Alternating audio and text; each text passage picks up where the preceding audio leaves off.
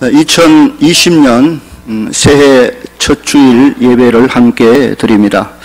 올해도 우리 교회 성도들의 가정과 사역, 일터, 생업 위에 성삼위 하나님의 은혜와 평강이 충만하기를 주의 이름으로 축원합니다. 저는 지난 주일 2019년 마지막 주일 예배 설교에서 베드로후서 1장 1절에서 4절의 말씀을 가지고 2019년 한 해를 어떻게 사셨습니까? 라는 제목으로 설교를 했습니다. 5가지 질문을 만들어 드렸고 선구 영신 예배도 한 번 더 말씀드렸습니다. 생각이 나실는지 모르겠습니다. 그 첫 번째가 지난 한 해 동안 우리가 어떤 모습으로 어떤 신분으로 사셨는가 하는 것이죠. 사도 베드로는 예수 그리스도의 종으로 그리고 그리스도의 사도로 사신으로 살았다. 교회 안에서는 종으로, 세상에서는 하나님이 보내신 사자로 그렇게 살았는지. 둘째 질문은 우리에게 주신 이 믿음, 예수를 믿고 하나님을 믿는다는 이 믿음이 얼마나 소중한지 알고 사셨는가 하는 질문입니다. 사도들의 믿음과 우리의 믿음이 다르지 않다는 걸 분명히 말씀드렸습니다. 믿음이 얼마나 하나님의 은혜요 선물인지 얼마나 소중하게 여기며 살았습니까? 세 번째로는 그런 믿음 때문에 우리는 얼마나 행복하게 살았습니까? 과연 하나님 믿는 것 때문에 정말 내 삶에 은혜와 평강이 넘쳐 흐르는 행복한 삶이었는지 돌아보자 했습니다. 네 번째가 성령께서 주신 우리가 경건한 삶을 살기 위한 모든 필요한 것을 주셨는데 그 모든 은사와 시간과 그 환경들을 얼마나 잘 활용했는가 하는 질문이었습니다. 마지막에는 지금도 하나님의 지극히 큰 약속, 다시 오시마 하신 그리스도의 그 약속을 붙들고 오늘 하나님을 닮은 자로 살아가고 있는가? 자, 그런 질문들을 했는데 제가 보면서 그 질문이 자꾸 기억이 나고 다시 묻고 싶고 하는 내용이어서 한 번 더 말씀드렸습니다. 저는 오늘 2020년 새해를 맞아 지난 주일에 이어서 베드로후서 1장 5절에서 11절의 본문, 지난 본문에 이어서 계속 말씀을 하려고 합니다. 이 말씀 본문을 가지고 이제 2020년을 어떻게 살 것입니까? 라는 생각을 하면서 설교를 준비했습니다. 어떻게 살아야 할까요? 오늘 보면 5절과 10절에 보면 같은 말이 반복되어 나옵니다. 더욱 힘써라. 그래서 오늘 새해 첫 주일 설교 제목을 새해에 더욱 힘써야 할 일, 그렇게 정했습니다. 먼저 오늘 본문을 설교하기 전에 올해 우리 교회 표어를 잠시 생각해 보려고 합니다. 한 해 동안 늘 예배 때마다 바라보고 가슴에 새기며 또 늘 기억해야 될, 힘써야 될 내용입니다. 여기 붙어 있지요. 주여 우리 교회를 새롭게 하소서. 우리 한번 3번 복창해 봅시다. 시작. 주여 우리 교회를 새롭게 하소서. 주여 우리 교회를 새롭게 하소서. 주여 우리 교회를 새롭게 하소서. 아멘. 이 기도입니다. 기도 형태로 만들어서 기도하자. 주님이 우리 교회를 새롭게 해 주소서라는 말입니다. 제가 작년 9월쯤 우리 교회 2020년 표를 뭘 할까 생각하며 기도하기 시작했습니다. 특히 은퇴를 앞두고 어떻게 정하는 것이 좋을까 생각을 많이 했습니다. 그래서 제가 그때 정한 것은 주여 우리 교회를 부흥케 하소서라는 제목이었습니다. 30년 목회하면서 늘 이 좋은 예배당에 어린이 예배자 1000명, 장년 어른 예배자 1000명, 그런 예배자의 꿈을 꾸며 또 주보에 늘 기록해놓고 기도하고 애를 써 왔습니다. 그러나 아직도 어른 1000명이 되려면 멀었고 어린아이 1000명은 더욱더 먼 그런 상황 속에 있습니다. 그래서 제가 은퇴하더라도 다음 후임 목사님 오셔서 목회를 잘해서 하나님을 예배하는 어린이 하나님 예배자가 1000명, 어른 예배자가 1000명 이 전에 모여 하나님을 예배하는, 그래서 우리 교회가 부흥케 되기를 바라는 그런 마음이 간절하고 또 간절했습니다.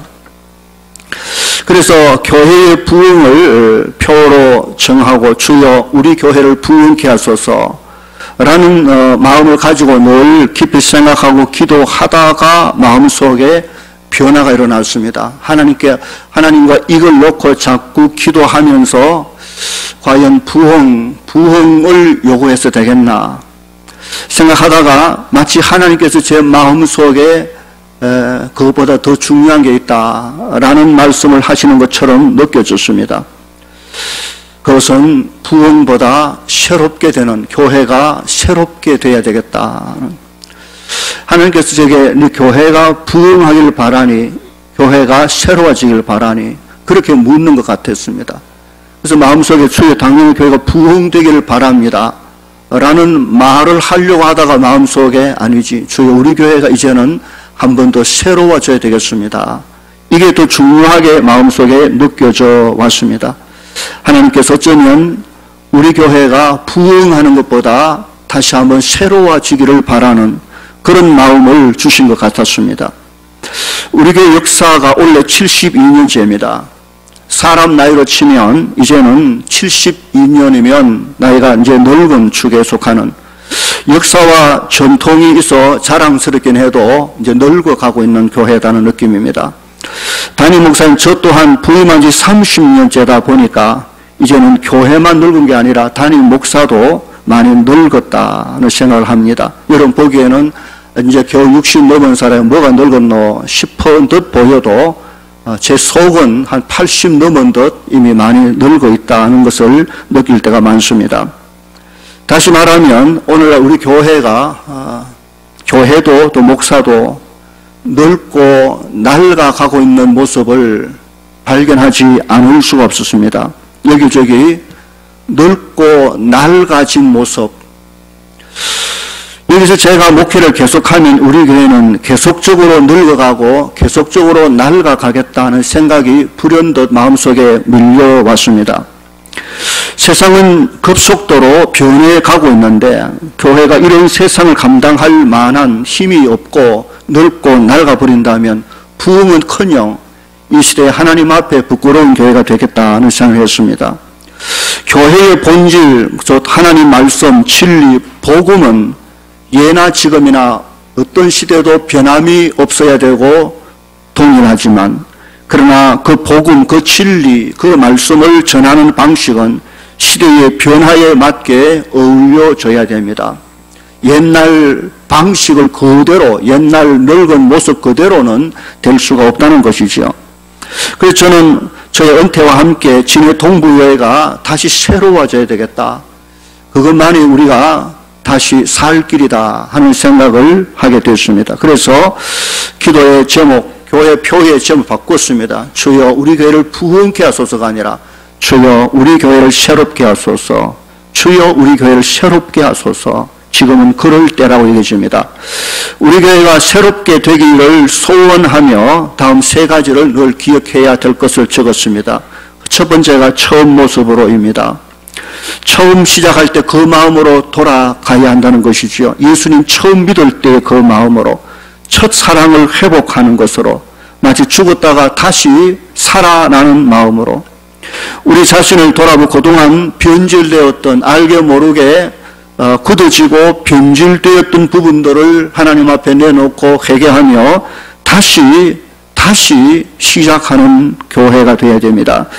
예루살렘 초대교회 시작되었던 그 사도들의 가르침과 또 기도와 말씀과 성령 충만한 그 모습 기억하며 우리 교회가 다시 한번 본질로 처음으로 첫 마음으로 다시 시작하는 그런 해가 되어야 된다는 생각을 가지고 처음 모습으로 라고 했습니다. 둘째로 같은 마음으로, 이 같은 마음, 빌립보서 2장 2절에 마음을 같이 하여 같은 사랑을 가지고 뜻을 합하여 한 마음을 품어 한 마음, 같은 마음, 뜻을 합하여 다 예수 그리스도의 마음입니다. 너희가 이 마음, 너희 안에 이 마음을 품으라. 예수 그리스도의 겸손의 그 마음입니다. 에베소 4장 3절에 성령의 하나 되게 하신 것을 힘써 지키라 라고 했습니다. 하나 되게 하신 한 마음을 지켜라고 말했습니다.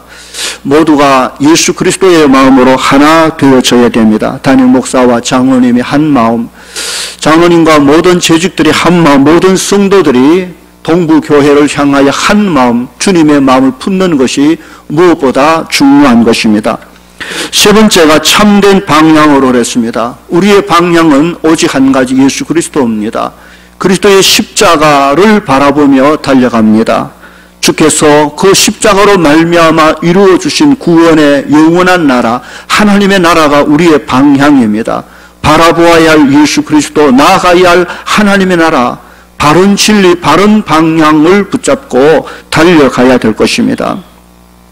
교회가 새로워지며 처음처럼 동일한 마음을 가지고 바른 방향을 설정하고 한 걸음 두 걸음 나아가며 하나님의 은혜가 우리 교회에 넘쳐 부흥의 때가 언젠가 올 것이다 하는 생각을 가지고 주여 우리 교회를 새롭게 하소서, 이것을 기도 형태로 만들어 걸어두었으니 늘 볼 때마다 엎드릴 때마다 이 기도를 간절하게 해 주시기를 바랍니다. 이제 본문으로 돌아가서 2020년 원래 우리 교회가 더욱 힘써야 할 것이 무엇인가 살펴보겠습니다. 먼저 본문 8절을 보십시오. 8절 함께 읽어볼까요? 이런 것이 너희에게 흡족한 적 너희로 우리 주 예수 그리스도를 알기에 게으르지 않고 열매 없는 자가 되지 않게 하려니와. 열매 없는 자가 되면 안 되죠. 열매 있는 자가, 열매 맺는 일.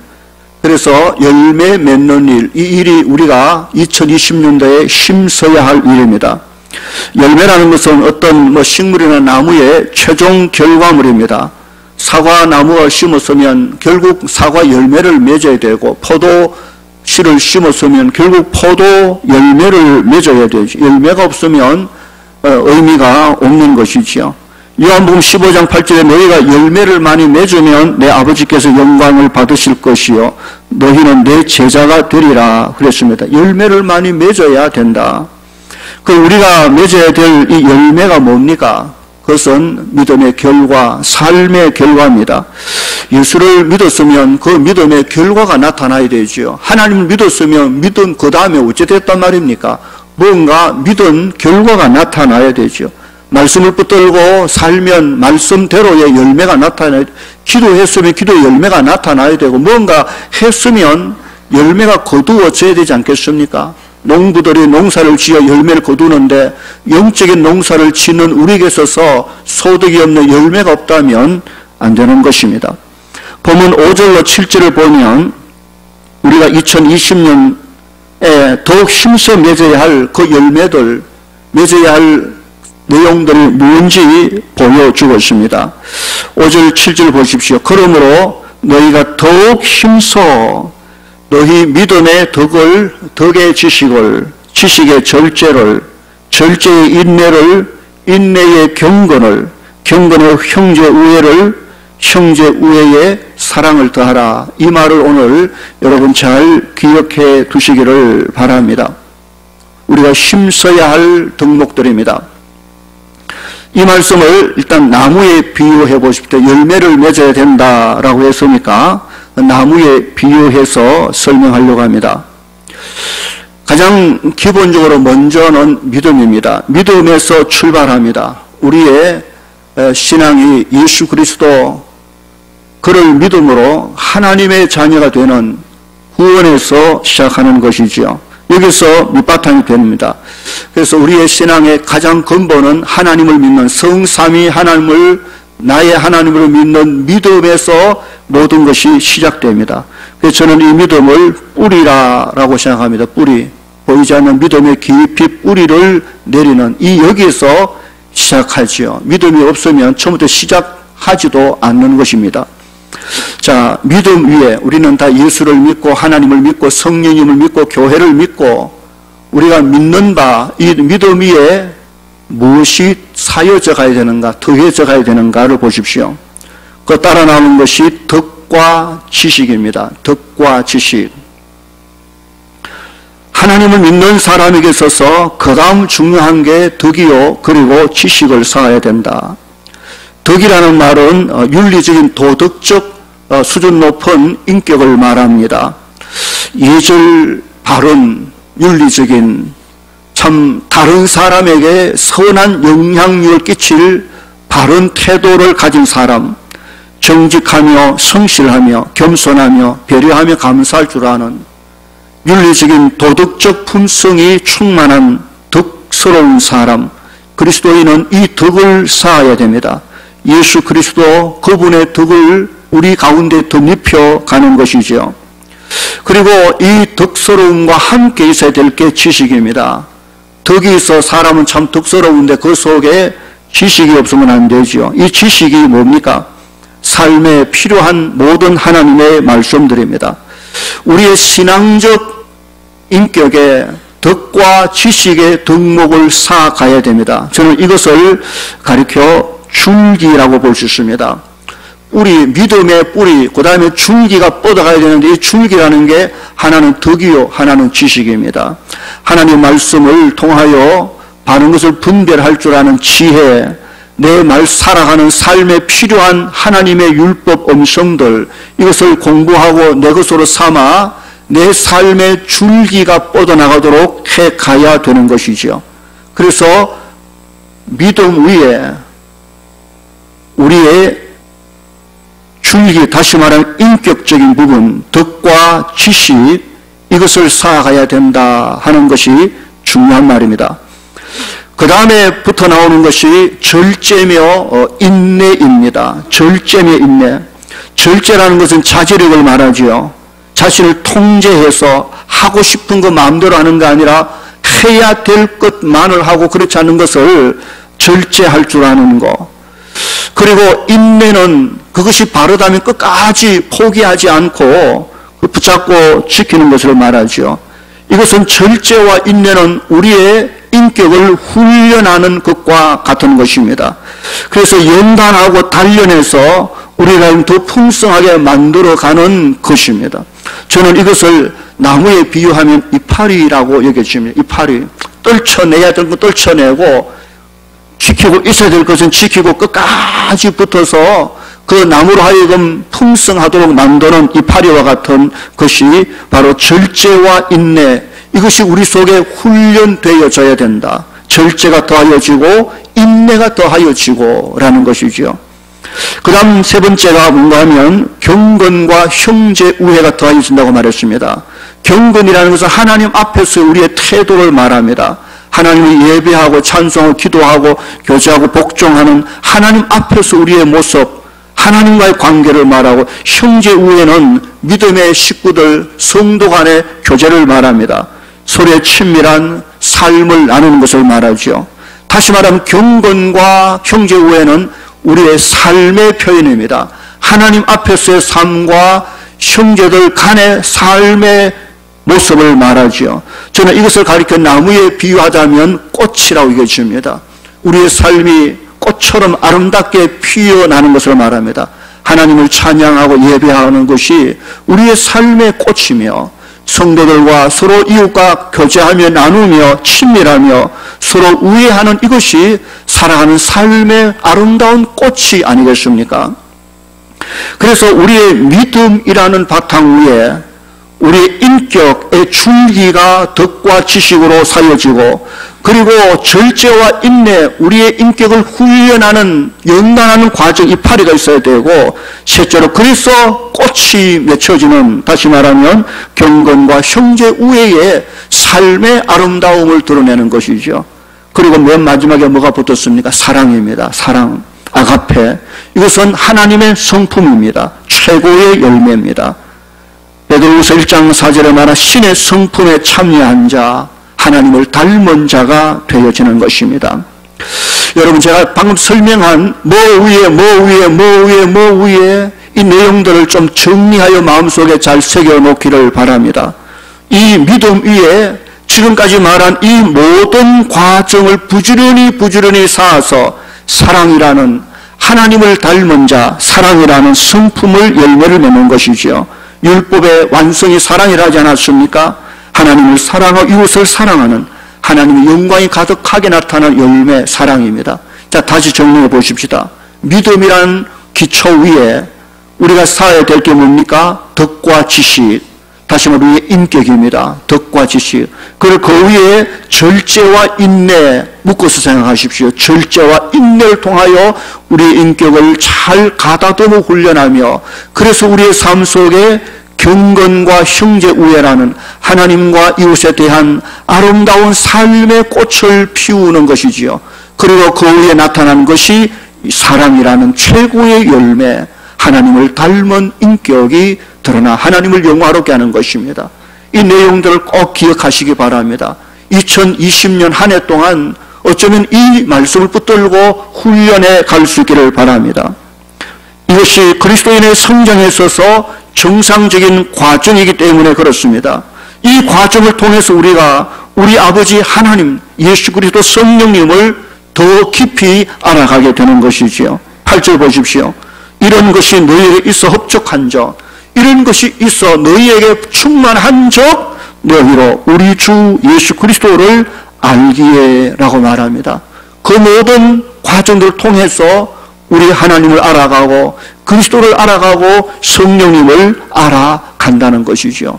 2020년 한 해 하나님 주신 이 믿음 위에 쌓아야 될 이 소중한 덕목들을 열심히 힘써 쌓아 사랑이라는 하나님의 거룩한 성품에 동참하는 우리 모두가 되기를 주의 이름으로 간절히 축원합니다.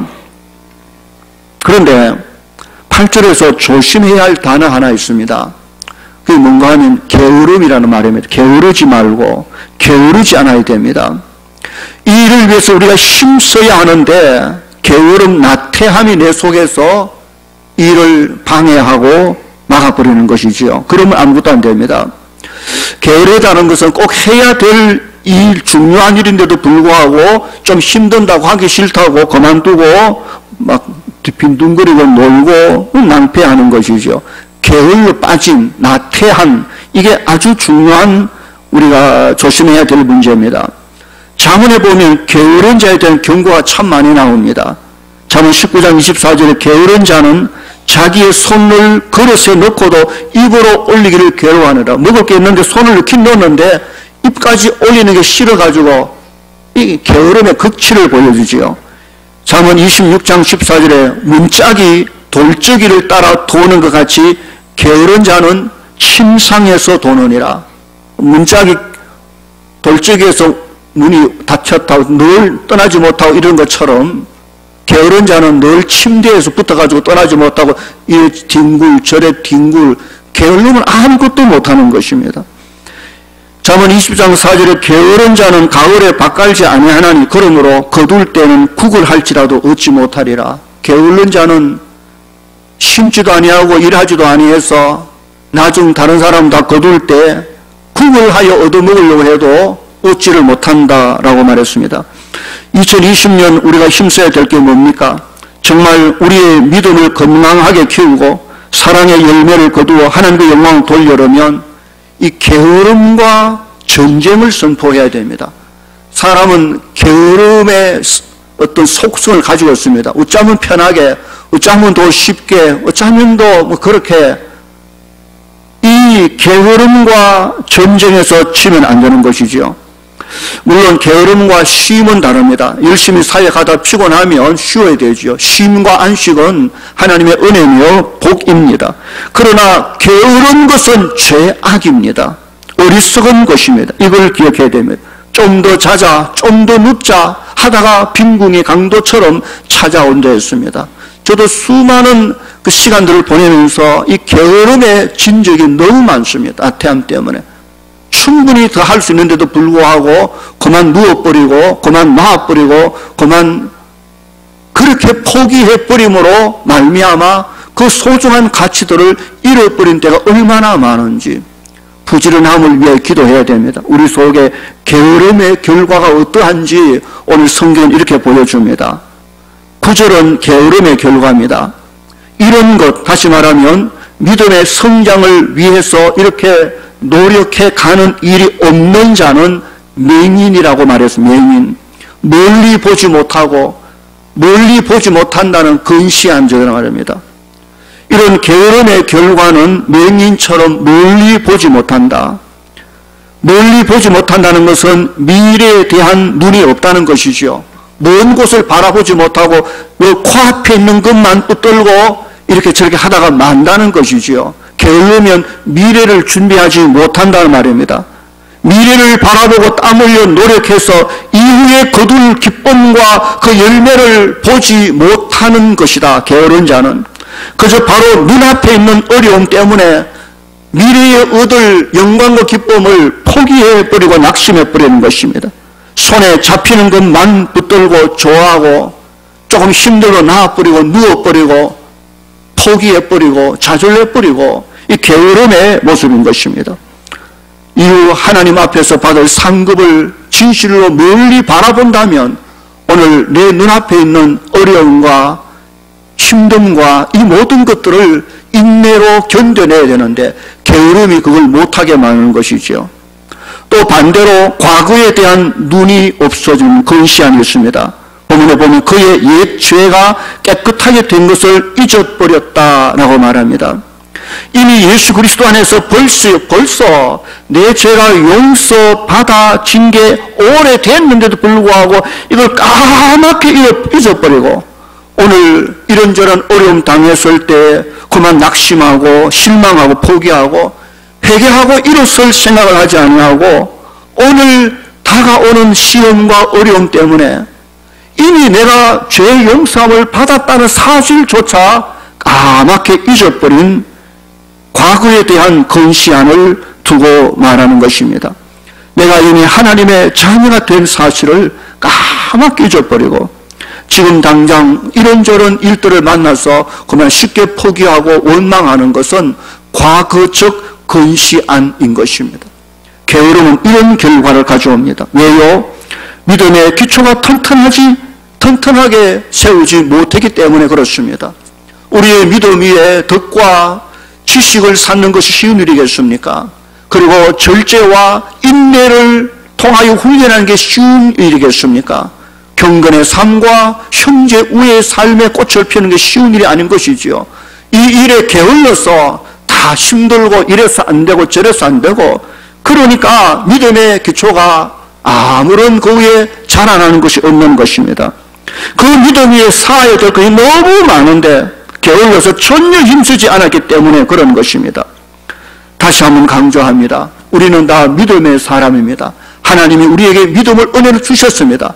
그 다음 우리가 쌓아야 될 것, 우리의 인격, 덕과 지식, 그리고 우리의 성품, 절제와 인내, 그리고 우리의 삶, 경건과 형제우애, 그리고 하나님 앞에 올려드릴 열매, 그 열매, 영광의 열매, 이것은 진실로 게으른 자는 누릴 수 없는 복인 것입니다. 진실로 이 한 해 하나님 앞에 성실함과 부지런함을 위하여 기도하셔서 우리의 믿음이 이런 과정을 통해서 기어코 우리를 창조하시고 구원하신 하나님의 영광이 되어지는 2020년 한 해가 될 수 있기를 주의 이름으로 축원합니다. 이제 보면 10절 보십시오. 10절 함께 읽어볼까요? 10절 시작. 그러므로 형제들아 더욱 힘써 너희 부르심과 택하심을 굳게 하라. 너희가 이것을 행한 적 언제든지 실족하지 아니하리라. 또 한 번 성경은 더욱 힘써야 할 것에 대하여 말씀하고 있습니다. 그 첫째가 우리를 부르심을 굳게 하라. 우리를 불렀다는 것은 세상에서 예수 그리스도 안으로 구원의 자리로 불러주신 구원을 의미하는 것이지요. 택하심도 동일한 하나님의 자녀로 택하여 주신 구원을 말하지만 또한 한 발 나아가서 하나님의 일꾼으로 택하여 세운 사실을 말할 수도 있는 것입니다. 왜 우리의 신앙에 실족 사건이 일어납니까? 구원의 자리에서 방황하고 있기 때문에, 구원의 자리가 굳건하지 않기 때문에, 자신의 구원에 대해 확신하지 못하는 구원의 자리에서 방황하기에 실족하고, 또 하나는 사역의 자리, 사명의 자리에서 방황하고 있기 때문에 그렇습니다. 내가 뭐 해야 될지 나 무슨 일을 내가 사명이 뭔지 이걸 깨닫지 못하니까 그만 구원받은 자 할지라도 실족하는 것입니다. 그렇습니다.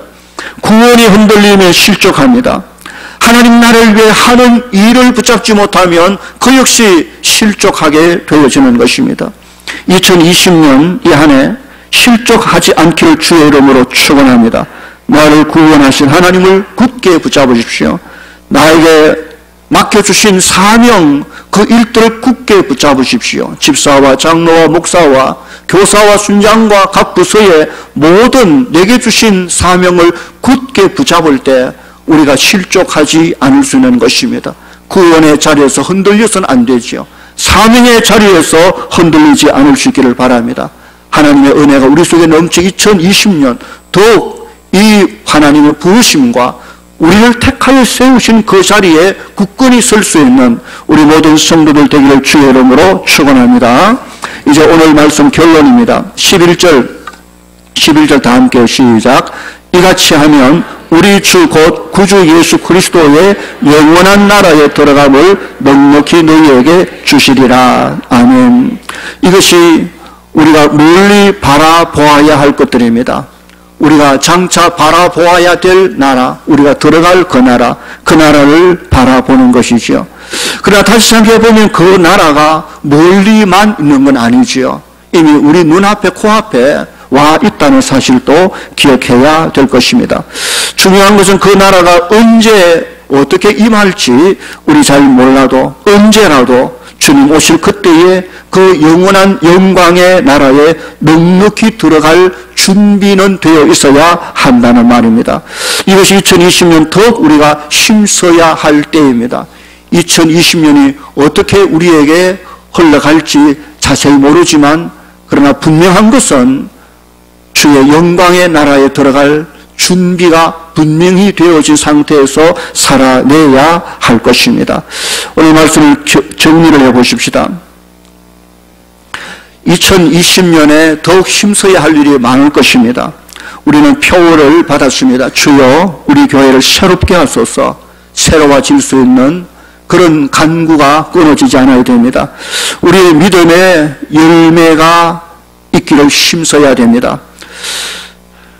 우리의 믿음 위에 우리 인격이 사여지고 그 인격이 훈련되어지고 성품이 훈련되어지고 그리고 삶 속에 꽃이 피고 그리고 하나님의 영광 받으시 열매, 어쨌든 이 과정들을 뭐 위에 두 가지씩 묶어가지고 꼭 기억하시기 바랍니다. 믿음의 기본이고 바탕, 믿음의 사람이잖아요. 그 위에 지식과 덕과 지식이 같이 붙어서 있어야 온전하게, 그리고 그 위에 절제와 인내로 우리의 성 훈련하는 과정, 절제와 인내 잊어버리지 마시기 바랍니다. 그리고 그 위에 뭐가요? 경건과 형제 위에 하나님을 섬김과 성도들을 섬긴 사랑하는 이 과정을 통해서 마지막 열매, 사랑이라는 열매가 우리의 삶 속에 맺히게 되어지는 것입니다. 그리고 하나님의 부르심과 택하심, 우리의 구원과 받은 사명에 굳건히 서 있어야 할 것입니다. 언제라도 부르실 그때 영원히 예배된 영광의 나라에 넉넉히 들어갈 준비가 되어 있는 삶을 살아갈 수 있기를 바랍니다. 2020년이 시작됐습니다. 하나님 말씀을 붙들고 그 말씀이 내 삶의 길이 되고 빛이 되고 능력이 되어 우리 모두가 주 앞에 아름답게 세워지는 온 성도들 다 될 수 있기를 주의 이름으로 간절히 축원합니다. 기도하십시다. 오늘 말씀 붙들고 한번 생각하며 기도하십시다. 2020년도 더욱 힘써야 할 일이 무엇이겠습니까? 이 시간 우리에게 주신 본문의 말씀을 따라 우리의 믿음의 삶의 열매, 그 열매를 위하여 우리가 힘써야 할 덕목들이 많습니다. 정말 게을르지 않기 위하여 기도하시기 바랍니다. 하나님의 부르심과 택하심을 굳건하게 하기 위해 기도하시기 바랍니다. 영원한 영광의 나라를 바라볼 수 있는 믿음 결코 놓치지 않도록 주여 이 한 해도 지켜주시옵소서. 하나님의 나라와 의와 말씀을 먼저 구할 때 그 다음 하나님 필요한 이런저런 있어야 할 모든 것을 채워주심을 기억하고 시간 통성을 한 1분 정도 소리내서 기도하는 시간 함께 기도하겠습니다. 거룩하신 아버지 하나님, 은혜와 사랑을 감사합니다. 2020년을 시작했습니다. 우리가 이전에도 믿음의 자리에 힘썼지만 새해를 맞아 더욱 힘써야 될 것이 무엇인지 생각해 보았습니다. 하나님 올해도 주신 표에 붙들고 우리 교회가 새롭게 되기를 원합니다. 진실로 새로워지기를 원합니다. 아버지 하나님이여, 우리 교회 다시 시작하는 교회가 되기를 원합니다. 담임 목사가 교체되어지며 다시 한번 교회가 젊고 힘있고 충만한 은혜의 교회가 되어 이 시대를 감당할 수 있는 힘도 베어 주시옵소서. 우리의 믿음을 주셔서 감사합니다. 이 믿음의 기초 위에 쌓아야 될 것이 많사온데 우리의 인격을 쌓고 그것을 훈련하고 그것에 꽃이 피고 열매를 맺어가야 되는 하나님, 이 삶에 있어서 게으르지 않게 하여 주시옵소서. 부지런하게 하여 주시옵소서. 게으름을 이겨낼 수 있도록 힘든히 베어 주시기를 바라고 빕니다. 나태함에 지지 않아도 인도하여 주시기를 바라옵고서 주께서 우리를 부르시고 주의 영광의 날을 택하여 주신 그 은혜를 잊지 아니하도록 주님 도와 주시옵소서. 언제라도 영원히 예배될 주의 영광의 나라에 나아가는 저희들 되게 하여 주시옵소서. 영광의 주님 감사합니다. 우리에게 하나님을 믿음, 그리스도 안에 구원의 믿음 주심을 감사합니다. 이 믿음이 부지런하여 잘 성장하여 열매를 맺기까지 우리가 더하고 또 더하고 힘써야 할 일이 뭔지 알게 하시고 게으르지 아니하며 열심을 품고 주 앞에 영적 성장과 성숙을 이루어가는 성도들 다 되게 하여 주시옵소서. 우리를 부르심과 택하여 세우신 자리에 굳건히 서게 하시고 영광의 하나님의 나라를 오늘도 바라보며 믿음으로 한 걸음 또 한 걸음 걸어가는 우리 모든 성도들 되게 하여 주시옵소서. 예수님 이름으로 기도하옵나이다. 아멘.